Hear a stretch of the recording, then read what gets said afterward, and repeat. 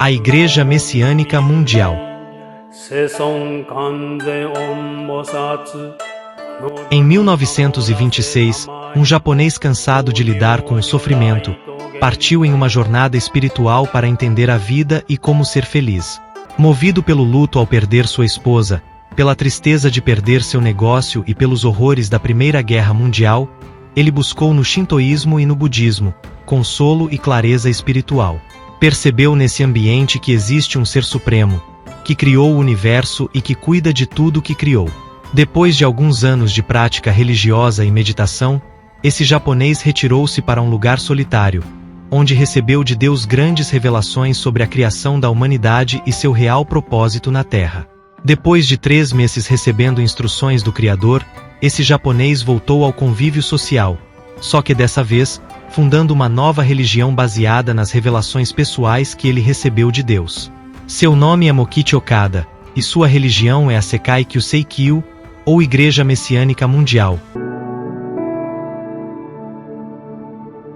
como ficou conhecida internacionalmente. O Sr. Okada pesquisou várias religiões, incluindo o cristianismo e o islamismo. Leu a Bíblia e o Alcorão, filosofia chinesa, japonesa, e decidiu se aproximar um pouco mais do cristianismo. Segundo ele, a Kyusei Kyu trabalharia junto com o cristianismo para estabelecer o paraíso na Terra. A palavra Kyusei significa salvar o mundo. O Sr. Mokichi Okada, reconhecendo que quem salva o mundo é o Messias, trouxe o conceito para o nome da sua religião, que deveria ser chamada messiânica, para facilitar o entendimento ocidental da missão dessa religião. A missão é salvar o mundo. Mas em nome de qual Messias? Salvar o mundo através do quê? Ao ver uma placa com o nome de Igreja Messiânica, a primeira coisa que nos vem à mente é Jesus. Porque o conceito de igreja no Ocidente está ligado à fé cristã. Teoricamente seria um ambiente onde se crê na Brit Hadashah, e se pratica a religião cristã, focada na mensagem de Yeshua, mas não é esse o caso da Sekai Kyu.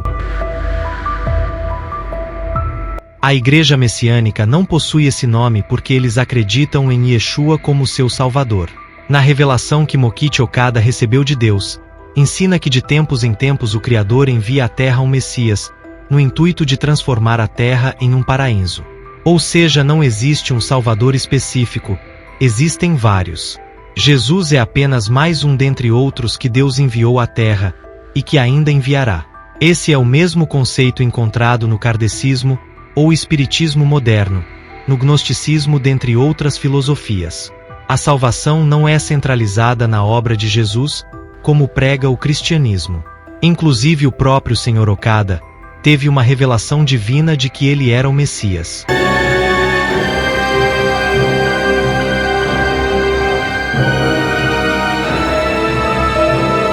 Recebendo com isso o título de Meishu-sama, que traduzido é Senhor da Luz. Ele é o Salvador, o Messias dessa igreja, e o ministério dela opera através do poder dele através do Jorrei. Eles ensinam que devem trazer o espírito do Messias ao coração de toda a humanidade.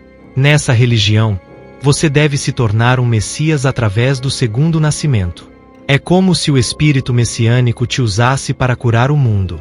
Se você está nesse vídeo, é porque provavelmente deseja saber se ela é uma igreja de Jesus. Ou talvez seja um adepto dessa religião, e deseja ver o que falarei sobre ela. Sendo um ou outro, peço que preste bastante atenção agora. Vou revelar a diferença entre essa igreja e a fé cristã, o porquê nós cristãos afirmamos que só Jesus salva, e o porquê não aceitamos nenhum outro Messias. Primeiro, que igreja não é sequer a tradução correta do nome original da seita.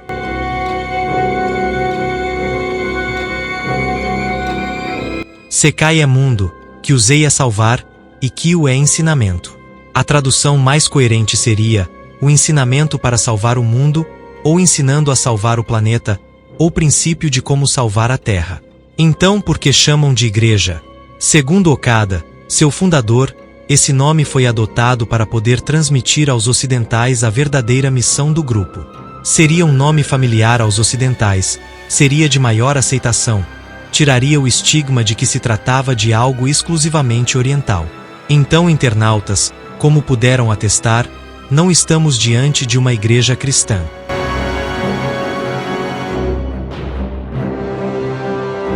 Apenas usam essa nomenclatura para suavizar sua entrada e divulgação no campo internacional. Isso não é legal. É a mesma coisa de eu chegar no Afeganistão e montar uma mesquita da salvação de Alá, e a execução do culto e da fé fosse plenamente cristã. Ou abrir em São Paulo um dojo, com o nome Karatê Brasileiro, e ensinar capoeira. Por que é estranho? Por causa do conceito que aquela palavra já traz em si mesma. Quem entra num dojo de karatê não espera jogar capoeira ou treinar balé. Do mesmo modo, quando se fala em igreja, todo mundo pensa imediatamente na fé cristã, seja católica, ortodoxa ou protestante. Nenhum muçulmano abriu no Brasil a Igreja de Alá. É uma questão de ética, de princípio. Mas eles querem ser confundidos conosco, os cristãos. As doutrinas dessa organização trazem grande benefício para a humanidade enquanto sociedade. Não é porque uma religião não é cristã que significa que é maligna. Preciso explicar isso antes que você me entenda mal. Preste atenção. Os ensinamentos de vida dessa religião são excelentes para o convívio humano. Eles entendem que receberam a missão do Criador de tornar essa terra num paraíso. Segundo Meixo Sama, o mundo será transformado em um paraíso em breve, e Deus lhe disse que serão salvas as pessoas que mostrarem que poderão viver nesse paraíso. Sendo assim, todos devemos buscar sermos úteis a esse novo mundo, caso contrário seremos destruídos, pois não poderemos conviver no mundo renovado. Os seguidores dessa organização realizam essa preparação, através da agricultura natural, da contemplação do belo e do jorei, uma espécie de passe. Inclusive essa religião é chamada por muitos de jorei, por causa de passe espiritual que realizam através do seu objeto mágico. Eles possuem um medalhão que chamam de Oricari, que passa por uma cerimônia de consagração, para que possa canalizar a luz divina. Jorei significa purificar o espírito. É uma prática religiosa que visa canalizar a luz de Deus para trazer cura, prosperidade e paz. Esse ritual não é feito em nome de Jesus. É realizado pelo poder de Meixo Sama, ou seja, o falecido Mokichi Okada, o fundador e autoproclamado Messias da seita.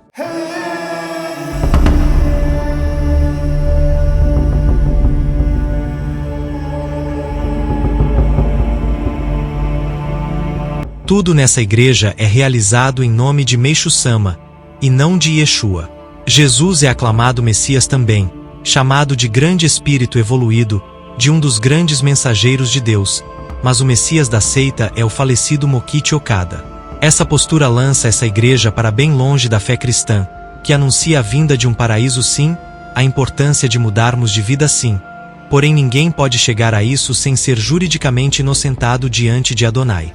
Para nós cristãos, discípulos do verdadeiro Messias, a humanidade tem uma dívida jurídica com Deus, o justo juiz.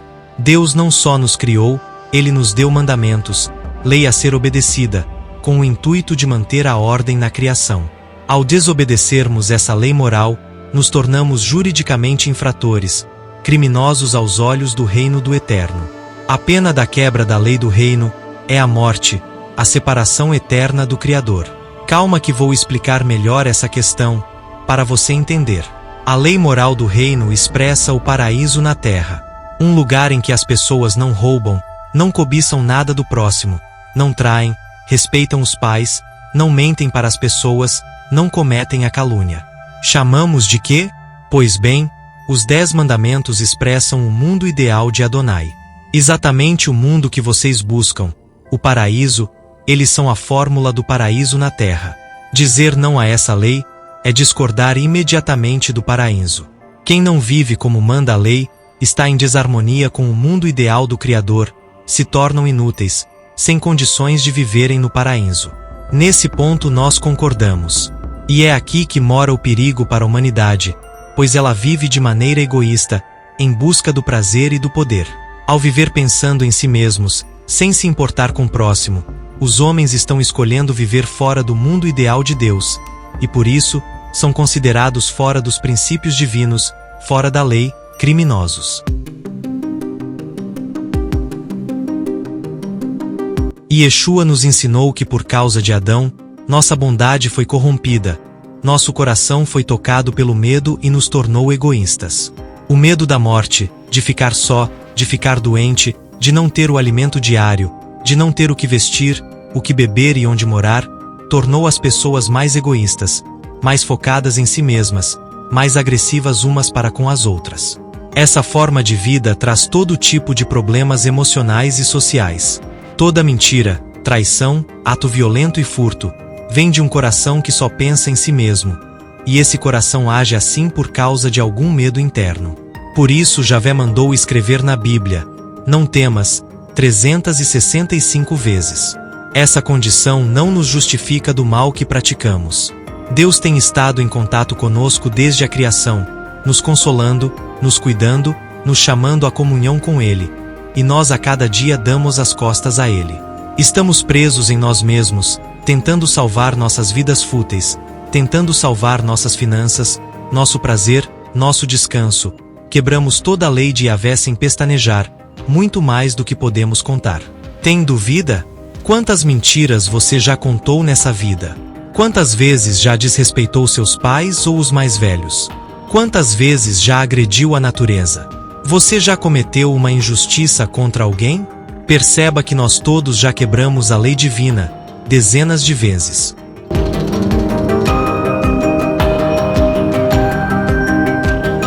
Por isso o discípulo Paulo de Tarso escreveu em Romanos 3:23, que todos pecaram e estão afastados do Criador. Por que esse afastamento, essa demissão em massa da presença de Deus? A palavra morte na língua hebraica é mavet, e significa separação, igualmente a palavra thanatos em grego, que também significa separação. Quando Deus diz que os homens morreriam se desobedecessem à lei, a ideia é exatamente essa: seriam separados dele, que é a vida verdadeira e eterna. Preste atenção agora: se a punição para quem desobedece à lei é ser separado de Deus, e consequentemente ser removido da vida, já que Deus é a vida, e todos pecamos, logo todos estávamos destinados à separação eterna, estávamos reprovados diante do Eterno. Mas ele não queria perder sua criação, por isso elaborou um plano para resgatar a humanidade. Deus estava com um problema: como perdoar os contraventores de sua lei, sem deixar de ser justo. A santidade dele clamava pela execução da pena, ou seja, o extermínio da humanidade rebelde. Porque se suas criaturas fiéis vissem que não há consequência à quebra da lei, ela perderia seu propósito de estabelecer a ordem no reino. A pena tinha que ser executada, mas sua misericórdia clamava pelo perdão dos pecadores. Uma das expressões de Deus desceu à terra em forma de espírito, entrou no ventre de Maria, tomou forma humana e nasceu nesse mundo caído, com a missão de receber a pena da quebra da lei, ou seja, a morte, no lugar dos humanos que depositassem confiança nele. Esse Deus em forma humana é Jesus de Nazaré, chamado de o Cordeiro de Deus que tira o pecado do mundo, porque ele pagou a dívida jurídica de todos que se achegarem a ele.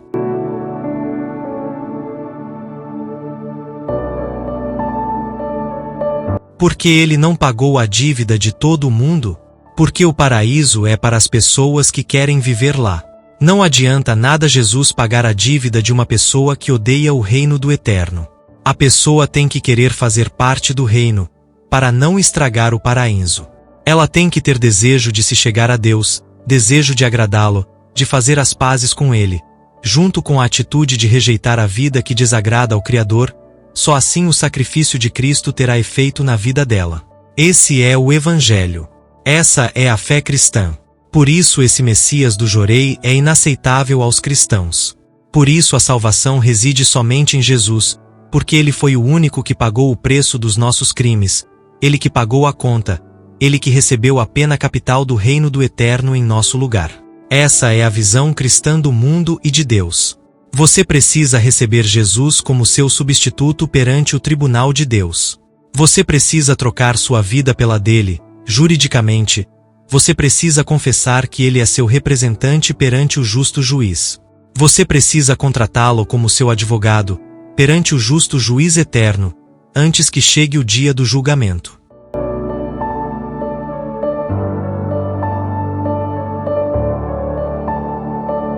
Você precisa esconder sua vida em Cristo, correr para debaixo de suas asas. Caso contrário, você se apresentará diante do Eterno sem advogado e será julgado por seus crimes. Meishu Sama não pode te livrar dessa realidade. Ele não pode nem livrar a si mesmo.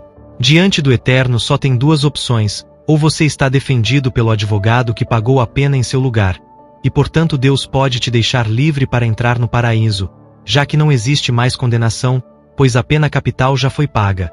Ou você se apresenta sem advogado perante o justo juiz, ainda com seus crimes à mostra.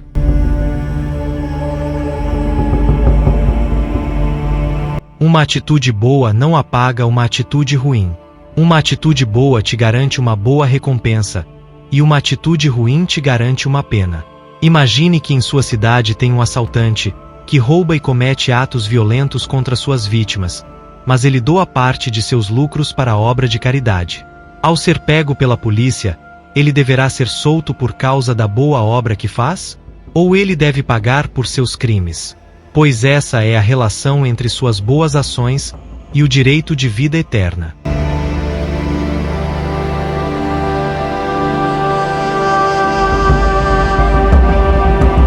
Os ensinos da Igreja Messiânica são ótimos para o convívio social, mas não têm poder diante do tribunal do juiz eterno. Essa é a diferença gigantesca entre a fé em Yeshua e a Igreja Messiânica.